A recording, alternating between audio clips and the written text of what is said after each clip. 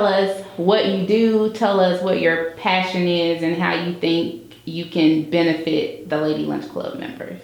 Sounds great. My name is Paul Hickey. I'm the founder and CEO of Data Driven Design, and I love what I do. I've always believed that you can do what you love, and sometimes it takes a while to find what it is that you love. Right now for me, it's building websites, helping clients build their businesses, helping them grow their web traffic and ultimately grow their revenue. And I'm really passionate about learning about other people's businesses, and I feel like a gift that I have sort of developed over the years is just being able to listen and help people get to their value proposition and reach their target audience. And then my goal is to empower them to kind of build it on their own, build their digital marketing strategy on their own. So that's what I'm passionate about right now, and educating people on all the little tricks of the trade. So there's so many different things out there, and I'm motivated by learning everything that's new with Google, everything that's new with Facebook, Snapchat, Instagram, whatever it is, anything digital marketing, email marketing. If it can be seen in Google Analytics and it can be seen growing web traffic and revenue, then I'm all about it. It just gives me that excitement, you know? It's kind of like some people like to play the stock market, some people like to play fantasy football, they get that little rush of excitement from that, and for me that's what it is right now. So I'm really passionate about being able to help people grow their businesses. Okay, so tell us how you got to this point. How do you get into it? Internet is still, in the grand scheme of things, very new for most of us who are, over the age of 30 at this point.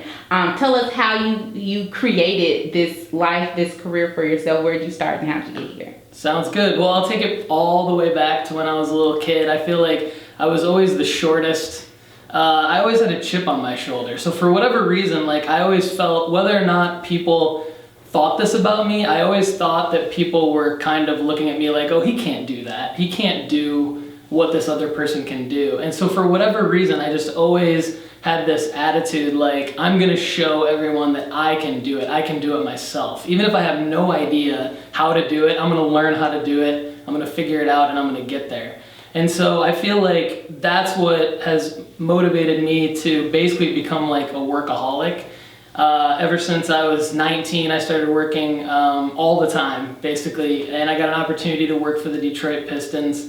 It was a job at the time that everybody wanted, and even though it paid next to nothing, it was an experience that everybody wanted. All my friends thought it was cool. I thought it was kind of a differentiator for me. So I just ran with it, and from there, that was kind of pre-internet. We were still doing the internet existed, but we were still doing everything on paper. We were communicating via fax machine, running a lot of copies, taking it down to the media table and everything like that.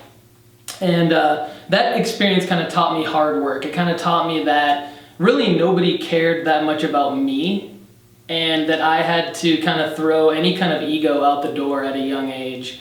And even though I have that I can do it myself attitude, I had to put that in check a little bit, because people were kind of telling me, really just bluntly, anybody, you could be gone tomorrow and then we'd have 2,000 people that would want your job.